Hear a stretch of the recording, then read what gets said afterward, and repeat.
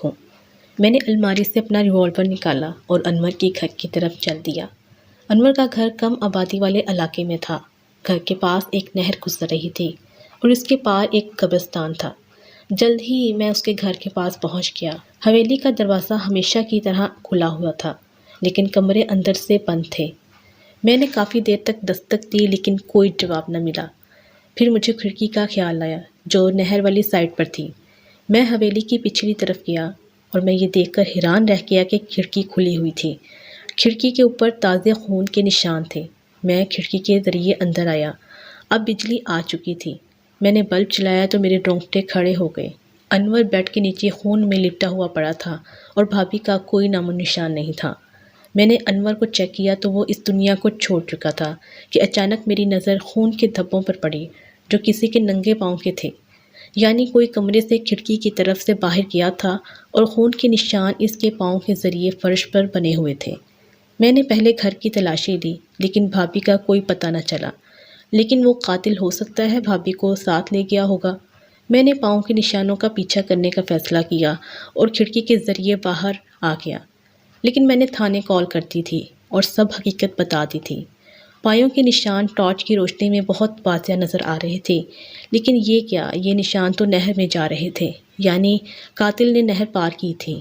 پر میں نہر پار نہیں کر سکتا تھا، اس لیے میں نے 1 کلومیٹر لمبا چکر نہر سے ہو کر لگایا اور پھر نہر کی دوسری جانب ان پاؤں کے نشان تلاش کرنے لگا۔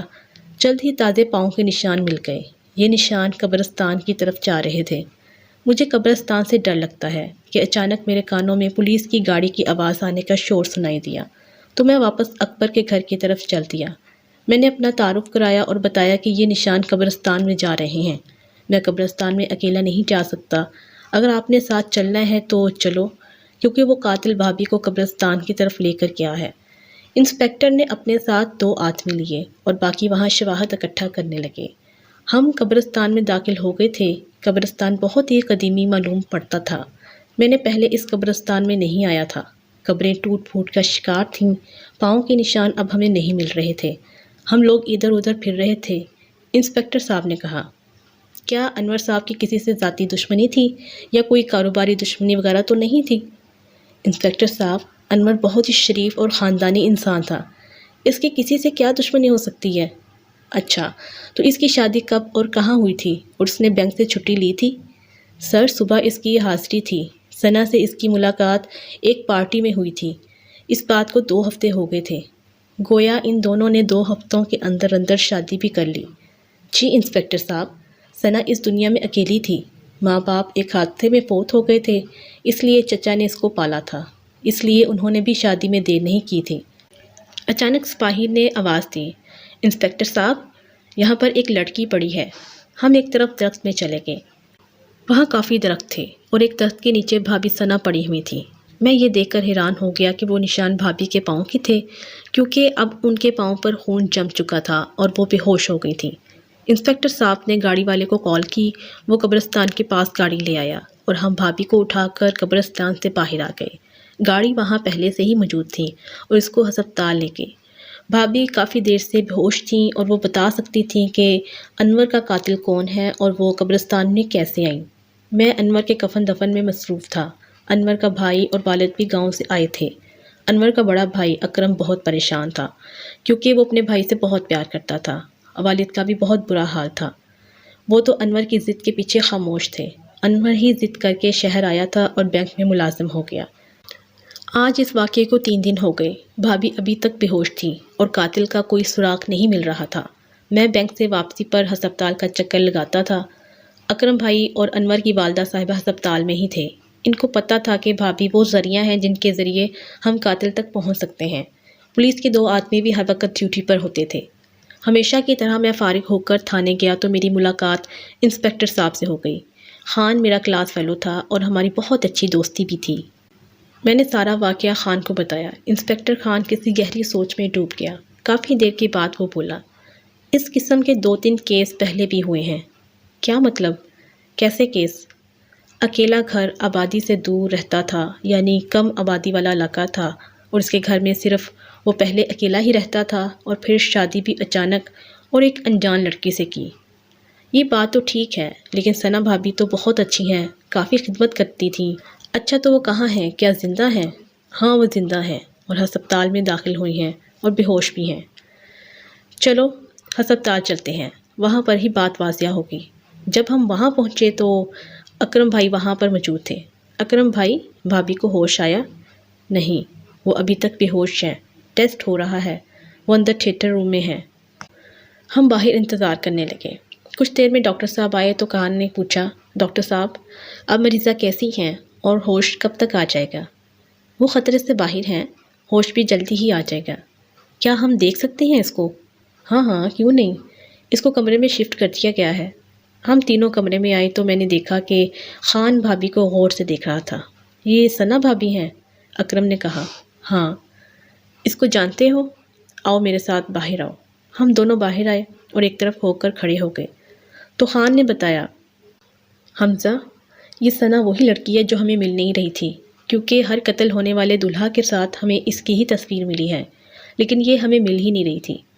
یہ کیا کہہ رہے ہو آپ؟ ثنا بھابھی قاتل ہے انور کی؟ میں یہ نہیں کہہ سکتا، لیکن شک اس پر جا رہا ہے۔ میں تم کو ثبوت دے سکتا ہوں۔ ہر مقتل کی شادی کے پہلے دن جو تصویر لی جاتی ہے وہ کم سے کم شادی کے 1 ہفتے بعد ملتی ہیں، اور تب تک یہ لڑکی اپنا کام کر کے غائب ہو جاتی ہے۔ لیکن یہ اب کی بار کس طرح سے پکڑی گئی کچھ سمجھ نہیں آ رہی۔ وہ اصل میں انور نے قتل ہونے سے 5 منٹ پہلے مجھ سے بات کی تھی، اور بات کرنے کے بعد میں فوراً نکل پڑا تھا۔ 5-10 منٹ میں اس کے گھر پہنچ گیا تھا، تو شاید اس وقت تک یہ اپنا کام کر کے نکل چکی ہوگی۔ میں نے اس کا پیچھا کیا، مجھے یہ نہیں معلوم تھا کہ میں کس کے پیچھے جا رہا ہوں، میں تو وہ خون کے نشانوں کا پیچھا کر رہا تھا۔ انسپکٹر خان نے پولیس اسٹیشن فون کیا کہ 2 لیڈیز آئیں۔ میں نے خان سے کہا کہ اگر یہ چکر ہے تو ہمیں کسی دم درود والے سے رابطہ کرنا چاہیے۔ ہاں حمزہ، تم نے ٹھیک کہا، میرا ایک جاننے والا ہے بزرگ، وہ عمل کرتے ہیں، میں ان سے بات کرتا ہوں۔ جلد ہی وہ لیڈیز پولیس والی آ گئیں۔ ہم دونوں اس بزرگ کے پاس چلے گئے۔ بزرگ کا نام پیر بابا شاہ منور تھا۔ وہ بہت نیک بزرگ تھے۔ ہم نے جانے سے پہلے ان کو کال کی تھی، اس لیے وہ ہمارے منتظر تھے۔ میں نے انسپکٹر صاحب نے ساری بات حقیقت پیر بابا کو بتا دی تھی۔ پیر بابا نے آنکھیں بند کر لیں اور وہ عمل منہ میں پڑھ رہے تھے۔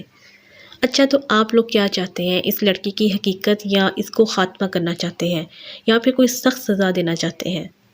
پیر بابا پہلے آپ ہمیں بتا تو دیں کہ وہ کون ہے اور وہ ایسا کیوں کر رہی ہے۔ وہ مکمل انسان نہیں ہے اور نہ ہی مکمل چڑیل ہے۔ وہ ایک انسان اور چڑیل کے ملاپ سے پیدا ہوئی ہے، یعنی چڑیل کی بیٹی ہے۔ اس کا انسان باپ اس کو چھوڑ کر چلا گیا تھا، جس کو اس کی چڑیل ماں نے مار دیا تھا، اور اس کی ماں چڑیل کو ایک ہندو نے چلہ کاٹ کر اپنی قید میں کر لیا تھا، تو اس کی پرورش انسانوں میں ہوئی تھی۔ اس کے چچا نے اس کو پالا تھا۔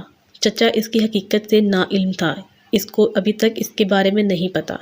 جب وہ اس لڑکی کی بار بار شادی کروا رہے ہیں تو ان کو شک نہیں ہو رہا۔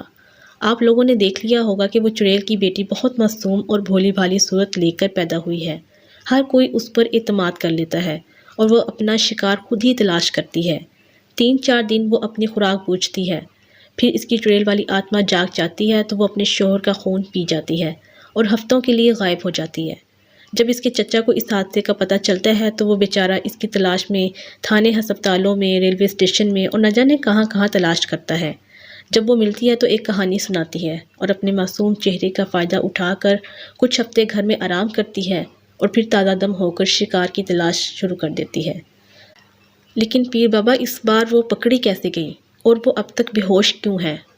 میں نے پہلے ہی بتایا تھا نا کہ وہ چڑیل کی بیٹی ہے، لیکن اس کے اندر انسان کا بھی خون ہے، اس لیے وہ کمزور اور تھکاوٹ بھی محسوس کرتی ہے۔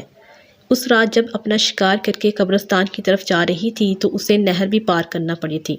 اس کو معلوم ہو گیا تھا کہ کوئی اس کا پیچھا کر رہا ہے، اس لیے جلدی میں وہ اس درخت سے ٹکرا گئی اور بے ہوش ہو گئی۔ اب ہمیں کیا کرنا چاہیے؟ آپ اس کے ساتھ کیا کرنا چاہتے ہیں؟ اس کو زندہ رکھ کر سزا دینا چاہتے ہو یا اس کو ختم کرنا چاہتے ہو؟ کیا پیر بابا اس پر گولی اثر کر سکتی ہے؟ ہاں کرے گی، لیکن یہ ضروری نہیں کہ اس کو موت اس گولی سے واقع ہو جائے۔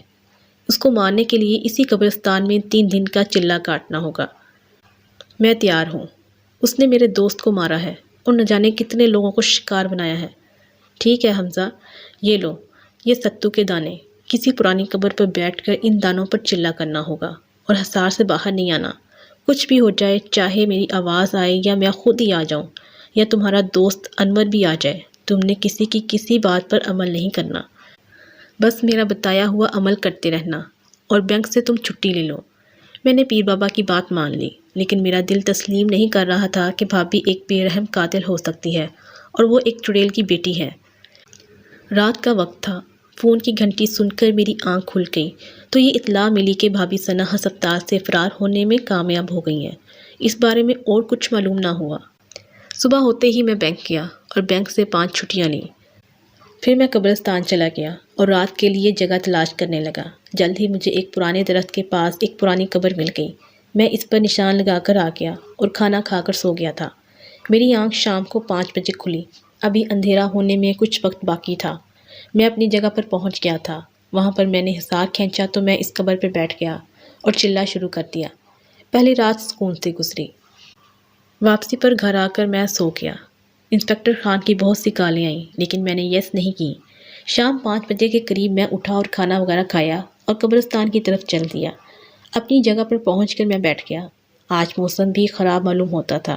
چاند کا کوئی نام و نشان نہ تھا۔ ہوا تیز سے تیز ہوتی جا رہی تھی اور میں حیران تھا کہ جب میں گھر سے نکلا تو موسم صاف تھا، لیکن جب قبرستان میں قدم رکھا تو موسم خراب ہو گیا۔ خیر، میں عمل کرنے لگا کہ آسمان پر بجلی چمکی اور بادل شور کرنے لگا۔ ہوائیں تیز تیز چلنے لگیں۔ مجھے عمل کرنے میں مشکل تو ہو رہی تھی۔ کچھ دیر میں بارش شروع ہو گئی تھی، لیکن یہ کیا، بارش حصار کے باہر ہو رہی تھی اور جس جگہ میں تھا وہاں کوئی اثر نہ ہو رہا تھا۔ بادل خوب برسا، ہر طرف پانی ہی پانی ہو گیا، لیکن حیران کرنے والی بات یہ تھی کہ پانی کا ایک قطرہ بھی میرے قریب نہیں آ رہا تھا۔ اب موسم صاف ہو چکا تھا، چاند نظر آ رہا تھا اور چاندنی ہر چیز کو منور کر رہی تھی۔ بادل کا شور تھم چکا تھا۔ صبح ہونے سے کچھ دیر پہلے مجھے انسپکٹر خان اپنے پاس آتا ہوا نظر آیا۔ خان نے کہا، حمزہ، یہ چلہ چھوڑ دو۔ ہم نے ثنا کو مار دیا ہے، اب وہ مر چکی ہے۔ لیکن اس وقت میں ہوش میں تھا۔ مجھے پیر بابا والی بات یاد تھی۔ میں بھلا چلہ کیسے چھوڑ سکتا تھا؟ میں چلے میں مگن رہا۔ خان نے مجھے پھر کہا، اٹھ جاؤ میرے دوست، دیر مت کرو، اپنا ٹائم ضائع کر رہے ہو تم۔ آؤ میرے ساتھ، میرا ہاتھ پکڑو۔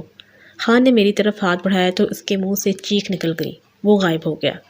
میں نے خدا کا شکر ادا کیا کہ میں نے کوئی غلط قدم نہیں اٹھایا۔ صبح ہوئی تو میں گھر لوٹ آیا اور کھانا کھا کر سو گیا۔ شام کو اپنے ٹائم پر اٹھا اور اپنا سخت امتحان ہونے والا تھا اور میں اس کے لیے تیار تھا۔ میں نے آج مغرب کی نماز قبرستان کے پاس ادا کی تھی، کیونکہ پہلے میں گھر میں ادا کر کے جاتا تھا۔ چلہ میں نے اپنے ٹائم پر شروع کر دیا تھا۔ وہ تقریباً آدھی رات کا وقت تھا جب مجھے دور سے کسی کے قدموں کی آہٹ سنائی دی۔ کوئی سفید صاف کپڑوں میں میری طرف آ رہا تھا۔ قریب آیا تو میں نے دیکھا کہ وہ ثنا ہی ہے۔ انہوں نے بہت معصوم صورت بنائی ہوئی تھی اور مجھ سے معافی مانگنے لگی۔ حمزہ بھائی، مجھے معاف کر دو، میں جینا چاہتی ہوں۔ میرا وعدہ ہے آئندہ میں کسی کو کوئی نقصان نہیں پہنچاؤں گی۔ کافی دیر کھڑی رہی، پھر خاموش اور مایوس ہو کر چلی گئی۔ کچھ دیر بعد خاموشی رہی، پھر پیر بابا میرے سامنے آئے اور انہوں نے کہا، بیٹا، اس کو معاف کر دو، وہ تم سے معافی مانگ رہی ہے۔ اس کی یہ سزا بہت ہے کہ سب کے سامنے اس کا چہرہ بے نقاب ہو گیا ہے۔ میں پیر بابا کی بات کرنے ہی والا تھا کہ میرے کانوں میں آواز آئی، یہ سب نظر کا دھوکہ ہے، یہ میں نہیں ہوں، تم اپنا عمل جاری رکھو۔ پھر وہ پیر بابا بھی وہاں سے چلے گئے اور میں اسی چکر میں تھا کہ یہ چلہ کسی طرح پورا ہو۔ صبح ہونے سے پہلے قبرستان ایک شور سے جاگ اٹھا تھا۔ قبروں سے مردے نکلنے لگے، درخت ٹوٹنے لگے، پرندے بے چین ہو کر ہوا میں اڑ رہے تھے۔ کچھ درختوں کو آگ لگ رہی تھی۔ جس قبر پر میں بیٹھا تھا وہ بھی مسلسل تڑپ رہی تھی اور مجھے اپنا عمل کرنے میں مشکل ہو رہی تھی۔ پھر میں نے دیکھا کہ ثنا بھابھی کے ساتھ چند اور لوگ میری طرف آ رہے تھے، جن میں میرا مرحوم دوست انور بھی تھا۔